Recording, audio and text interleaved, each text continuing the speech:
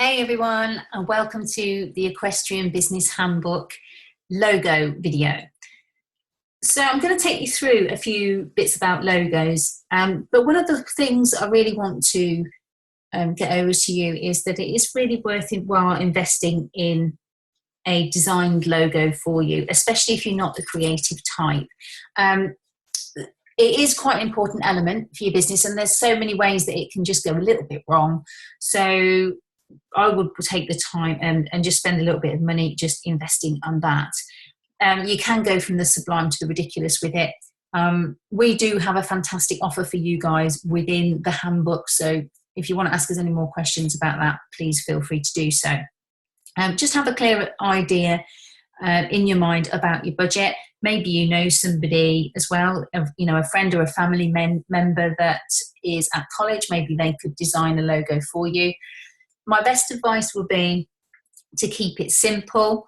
It can be really easy to get up a really fantastic looking logo, but it may not always translate very well onto embroidery and clothing. And especially in the equestrian world, it does need to stand out very well on clothing, as you know, because we are on our horses, we're out and about, and we use that as one of our main forms of advertising. So do keep it simple and sharp, clean edges.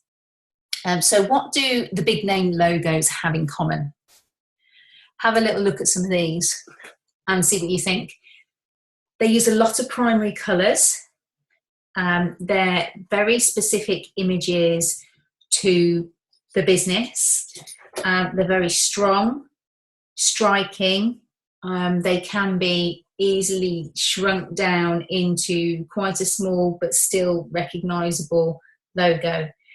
I would also keep in mind when you're doing your logo the fact that we have limited space for profile, social media platforms, images on there, because when your logo becomes more landscapes and more length to it than height, that does mean that your image is going to then become smaller on your social media elements. So you can see how obviously Pinterest, Facebook, Instagram have created their logos specifically, and obviously Twitter and Snapchat to fit in to those spaces and make the most of that space that you've got available.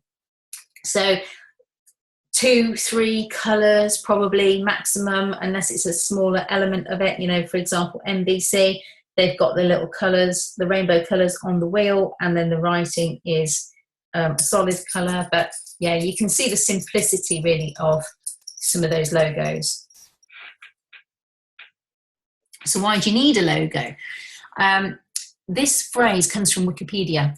Logos is the logic behind an argument. Logos try to persuade an audience using logical arguments and supportive evidence.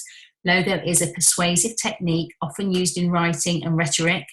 Ancient Greek philosophers used the term in different ways. So have a think about that for a second. Many people, if you think about different learning styles, will remember an image or a symbol more than they will remember text or the written word, because that is the differential in different learning styles. So if you tap into both with your logo, you've got a better chance of being remembered, or your business name has got a better chance of being remembered.